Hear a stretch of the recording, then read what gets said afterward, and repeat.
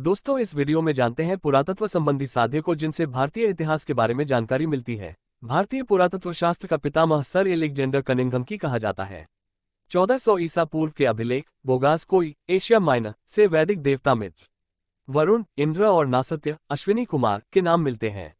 मध्य भारत में भागवत धर्म विकसित होने का प्रमाण यवन राजदूत होलियोडोरस के वेस्टनगर विदिशा गरुड़ स्तंभ लेख से प्राप्त होता है। सर्वप्रथम भारतवर्ष का जिक्र हाथी गुम्फा अभिलेख में है। सर्वप्रथम दुर्भिक्ष का जानकारी देने वाला अभिलेख सोहगौरा अभिलेख है। इस अभिलेख में संकट काल में उपयोग हेतु खाद्यान्न सुरक्षित रखने का भी उल्लेख है। सर्वप्रथम भारत पर होने वाले हूण आक्रमण की जानकारी भीतरी स्तंभ लेख से प्राप्त होती है। सती प्रथा का पहला लिखित साक्ष्य एर्न अभिलेख शासक भानुगुप्त से प्राप्त होती है।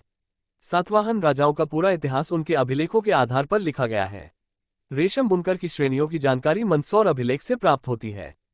कश्मीरी नवपाषाणिक पुरास्थल बुर्जहोम से गर्तावास गड्ढाघर का साक्ष्य मिला है। इनमें उतरने के लिए सीढ़ियां होती थीं। प्राचीनतम सिक्कों को आहत सिक्के कहा जाता है। इसी को साहित्य में काशार्पण कहा गया है। सर्वप्रथम सिक्कों पर लेख लिखने का कार्य यवन शासकों ने किया। समुद्रगुप्त की वीणा बजाती हुई मुद्रा वाले सिक्के से उसके संगीत प्रेमी होने का प्रमाण मिलता है। अरिकमेडु पुदुचेरी के निकट से रोमन सिक्के प्राप्त हुए हैं।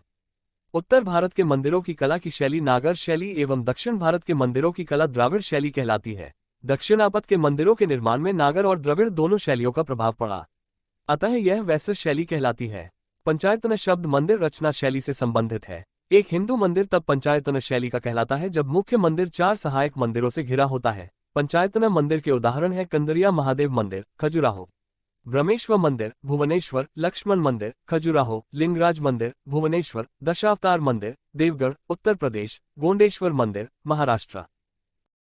सबसे पहले भारत के संबंध बर्मा, सुवर्णभूमि वर्तमान में म्यांमार, मलाया, स्वर्णद्वीप, कंबोडिया, कंबोज और जावा युवद्वीप से स्थापित हुए। अभिलेखों का अध्ययन एपिग्राफी कहलाता है। दोस्तों, अब जानते हैं महत्वपूर्ण अभिलेख और किसके शासनकाल में इसका निर्माण हुआ। हाथी गुम्फा अभिलेख तिथि रहित अभिलेख का निर्माण कलिंग राज खारवेल के शासन में। जूनागढ़ गिरनार अभिलेख रुद्रदामन के शासन में। नासिक अभिलेख गौतमी बलश्री के। प्रयाग स्तंभ लेख समुद्रगुप्त के। ऐहोल अभिलेख पुलकेशिन II के। मंदसौर अभिलेख मालवा नरेश यशोवर्मन के। ग्वालियर अभिलेख प्रतिहार नरेश भोज के। भितरी एवं जूनागढ़ अभिलेख स्कंदगुप्त के और देवपाड़ा अभिलेख का निर्माण बंगाल शासक विजयसेन के शासन में। अब आप हमें बताइए, भारत में सबसे पहले विदेशी यात्री कौन आया था।